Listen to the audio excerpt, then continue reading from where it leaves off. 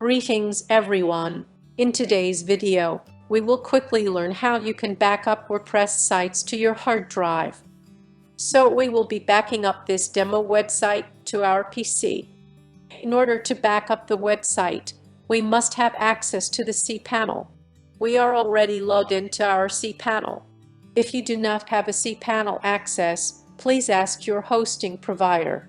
Anyway, on your cPanel, go to File Manager. We need to locate our site files. Go to public_HTML. And here are all our website files. So let's keep a backup of this. Go to Settings. Tick on Show Hidden Files. And save. Select All. Right-click and compress. Save it as a zip file. This will take some time, depending upon the size of your websites. So it is done. Close. Let me quickly refresh it. So this is the zip file. I will simply rename it.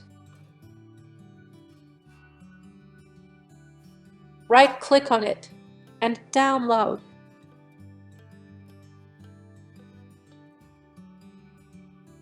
So it is done. Let me close this. You can delete this backup or keep it in the server. I will delete this for now. So this is done. After the files, we also need the database. So for that, go to phpMyAdmin. So we are on the database. Click on the database name. So we need to back up the database. Click on Export. And export. So the database has also been downloaded. Now with this, it can restore your website. The final thing to back up is your website's theme settings. Each theme might have a different theme setting file. For that, log into your WordPress dashboard. Enter the credentials.